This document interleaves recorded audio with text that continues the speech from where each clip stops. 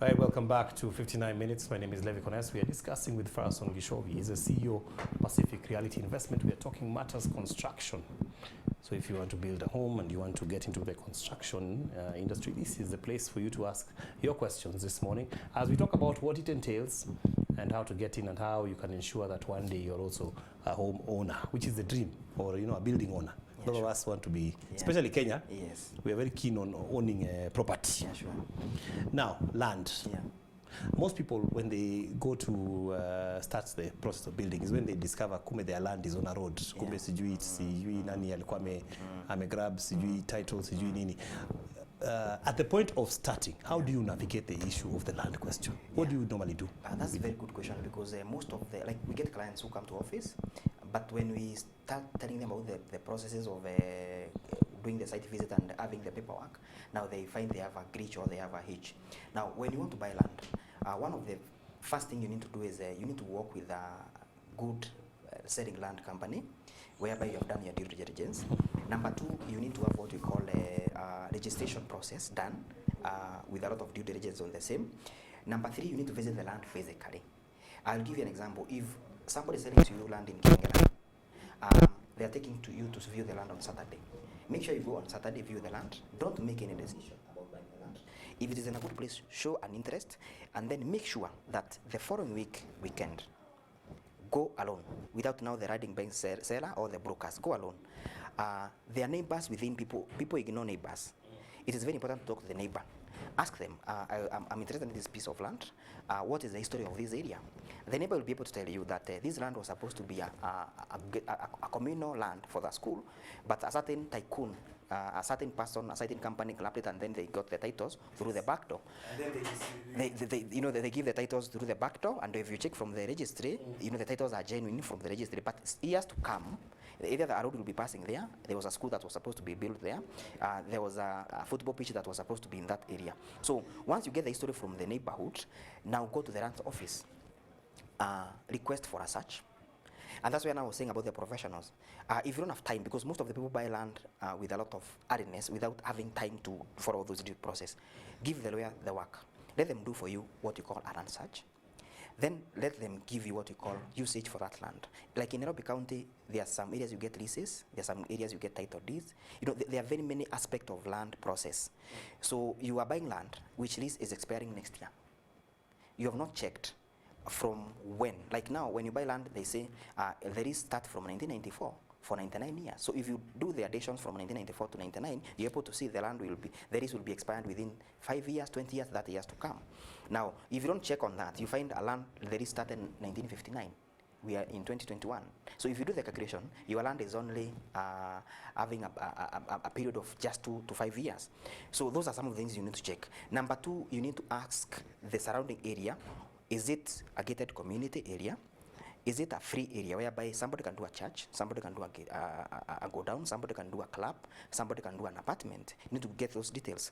Number three, if they tell you it is a 50 by 100, please make sure that you get a surveyor, even if it is at a fee. The surveyor will be able to get a map from the Survey of Kenya, and then they confirm the actual map measurement from the map. What happens? Most of the land is most of the land selling companies they do what you call approximation of the size of the land. So what you need to do is confirm the measurements so that you can be able, if you're buying a 50 by 100, you're sure you're buying a 50 by 100. What happens mostly, 50 by 100 is not actually 100 by 50 in most cases. You find due to the road network and everything, you get like 96 by 45, which is okay, because even the title is written approximately. Then you need to know, are we having schools within this area? Because you can do a very beautiful house, and then again, you don't have what we call the social amenities within the area. You need also to find the details about the sewer line, where that area will have sewage. You need to find the details about the road network. Does it fall under the national government? Does it fall under the county government? Does it fall under the ward level? We have seen people buying land, and they are forced to invest more to make their road, to have their water, and even to have Kenya Power. So you need to get those details. The last thing you need to get details about is what we call the zoning regulation. Zoning regulation is whereby I've said, if you want to build your home, your residential home, go to an area that is purely residential. If you go to a mixed development area, you'll be disappointed.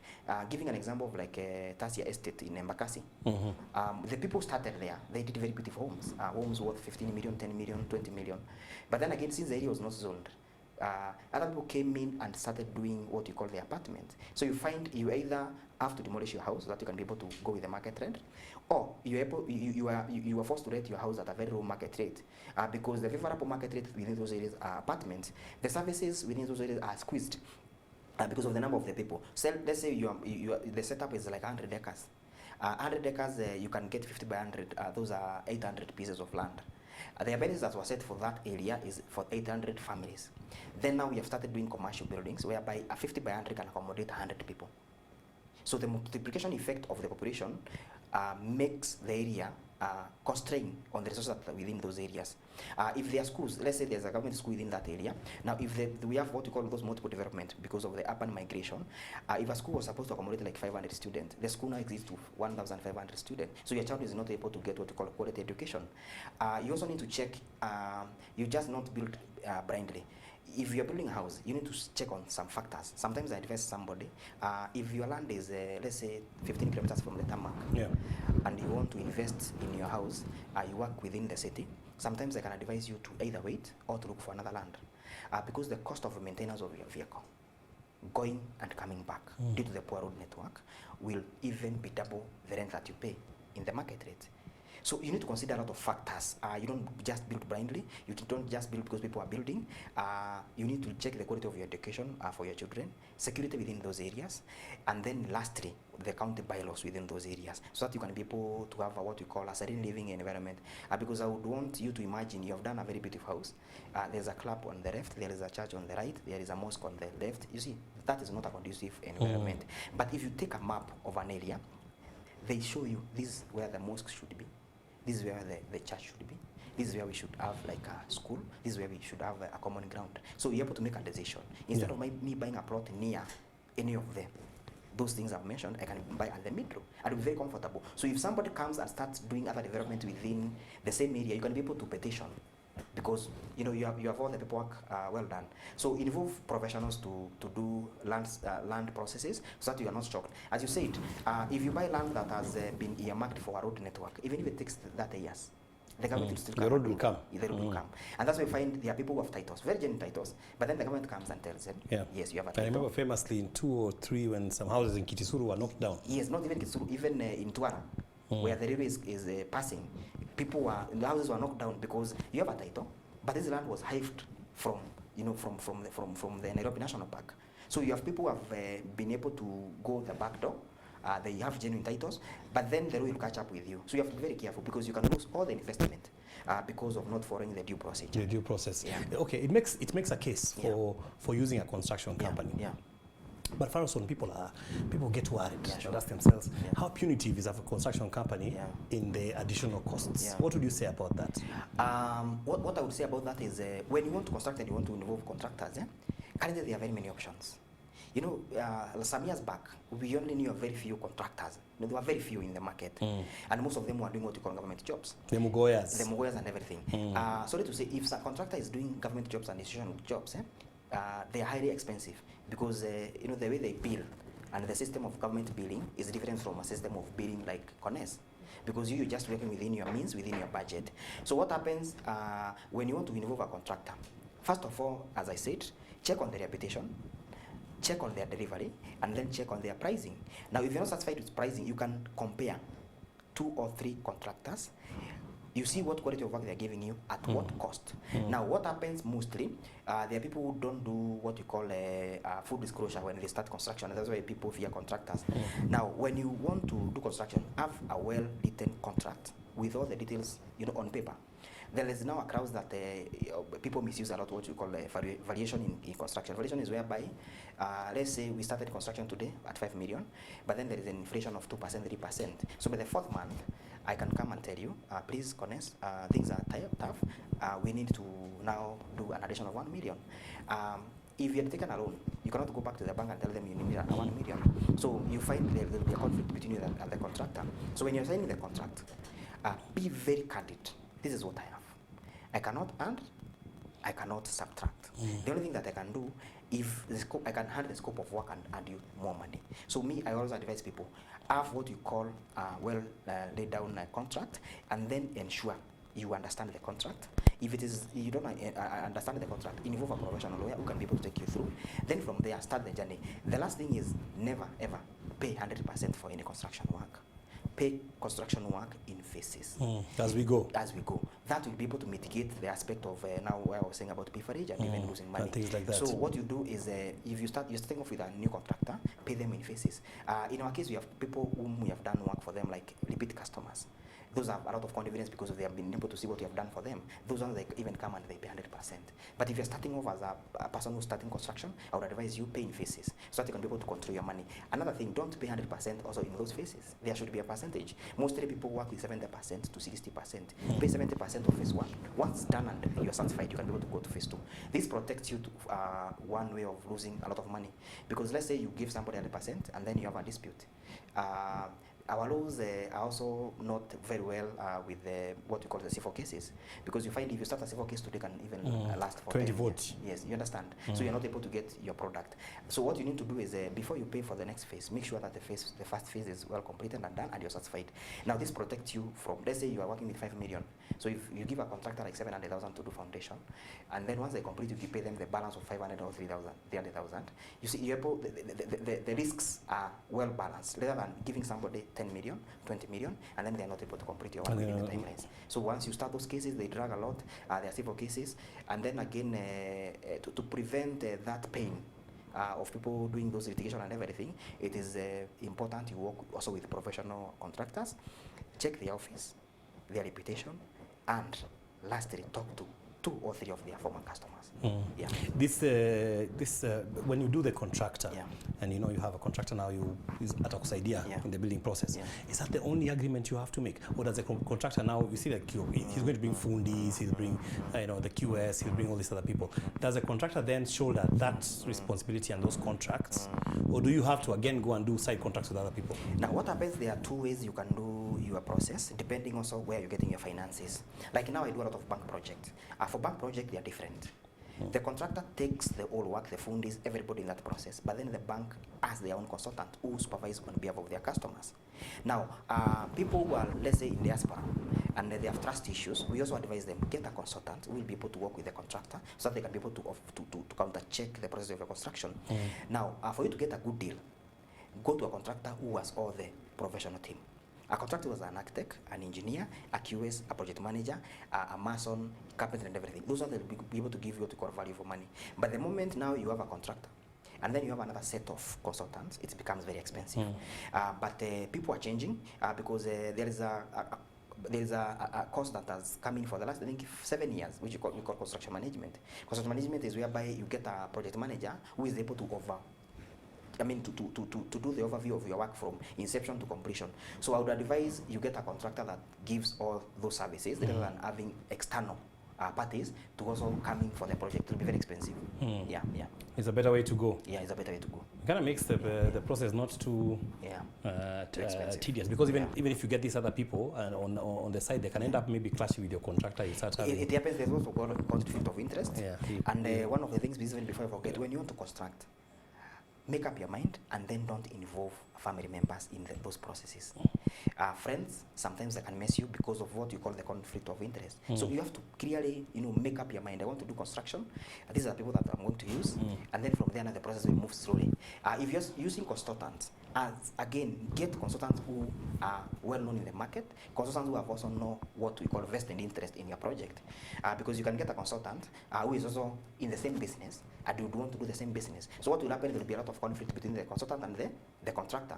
So it is very important to make sure that you get somebody who has what we call zero interest on the same. What they have is to make sure that the project moves on well and you get value for your money. Yeah. Now you mentioned something called Jenga Pole Pole. Yeah. Which is what you say you do yourself now in the construction. Yeah. When you do that Jenga Pole Pole, do you have what are the targets of the Pole Pole? Step 1 is wapi to wapi, alafu tutaenda wapi to. When we are starting the Pole Pole, how far should we go from the ground up? So tunaanza na foundation. Yeah. At what point do we say, okay, let's pause here? Or does it depend on who and what money? Yeah, what happens, the Jenga Pore Pore is a concept whereby we are targeting middle income earners, people who are in formal business, because people in formal business, sometimes saving money to construct is a happy task. And I can tell our viewers also, if you want to do construction, it is very hard for you to save money. Let's say 10 million in your account to start construction. Because Not 1 million. Yes, even 1 million. So, but the process you are saving, the what's called life dynamics change. Let's say you end a kid in grade 1, now he's going to grade 2. So the fees increases, so you tap from the same saving. So Jenga Pore Pore comes to help our customers in this way. The first process is what we call now the design phase, whereby we make sure the paperwork is done and we have designed. Let's say that will cost you a maximum of 200,000, depending on the county, because there is what's called the design fee, there is a facilitation, there is a processing of the documentation, and then there is a county fees. So mostly it ranges from 50,000 to as much as 200,000, depending on the county. There are some counties which are cheaper, there are counties which are expensive, and then another thing is also depending on the scope of your work. Once that is done, then now we go to the what you call costing of that project. So let's work with like 3 million project. So we agree the 3 million project, the foundation work is 500,000. So you tell us, I can be able to get 500,000 at the start. Then I'll post for another 2 months so that I can be able to save another 500,000. So the first process is to do what you call a site mobilization, groundbreaking, and then doing the foundation work. Foundation work in most residential areas can take a maximum of 2 weeks, depending on location, the scope of work, and the accessibility to the same location. Then once the foundation is done, the contractor will take a break for like 2 months. Then number 2 is what you call the wiring.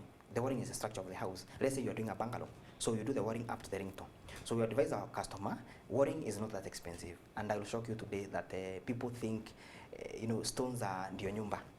I can tell you for a fact, if you're doing a house of like 5 million, you'll never use stones which are worth more than 400,000.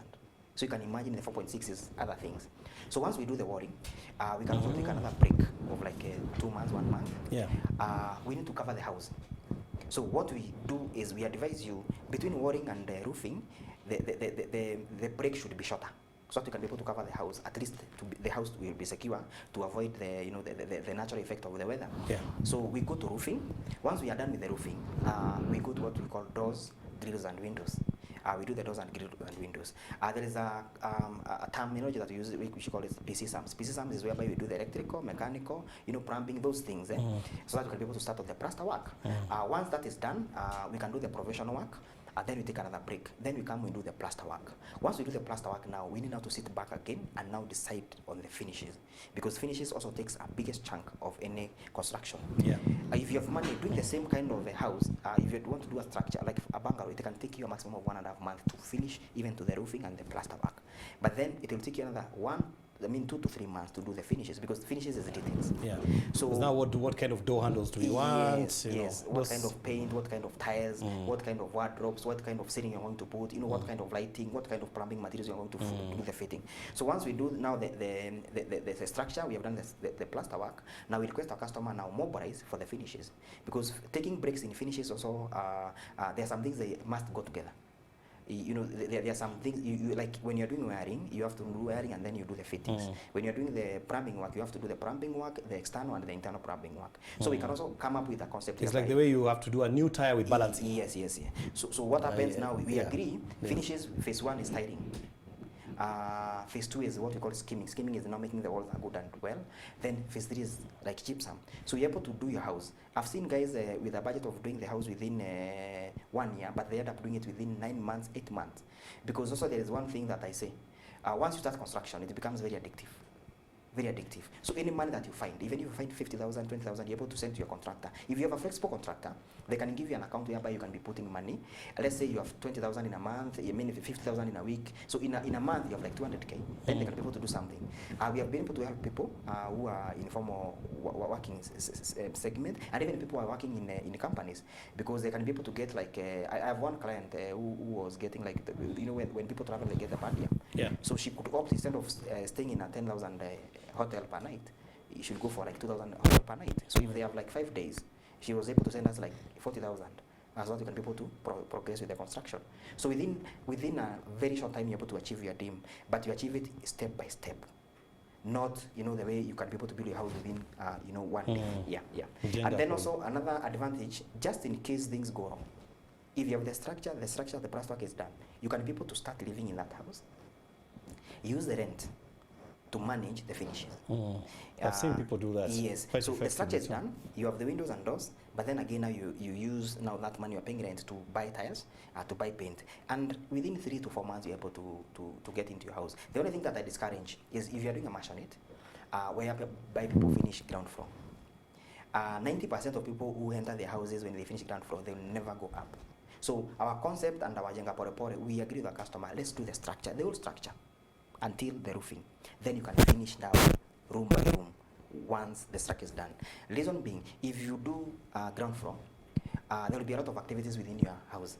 People will be building stones, watakuwa na mwagilia maji. So you can imagine the kind of inconvenience that construction process will take. But then if you have done the structure and you have done the plaster work, most of the things that will be done are not what we call the wet element.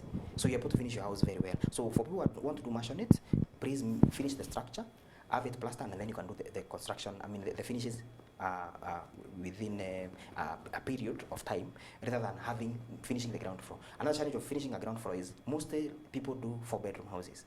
So in most setups, like in a 50 by 100, we have just 1 bedroom downstairs. So let's say you have a family.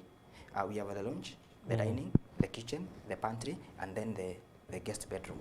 Now, if you're a family of even 1 and you have a house well, you need to find them a room within ground floor. So it alters your design of doing your house. But then if you had done the structure, you can opt to stay upstairs and your family stays downstairs because the structure is complete. Then you do the finishes bit by bit. True. Yeah. True. It's amazing how much time has gone on a very interesting topic like this. Imagine we are almost out of time. No. I don't know, for the person who's watching and is, that turn between that start, what advice would you give them this morning, FARROWSON?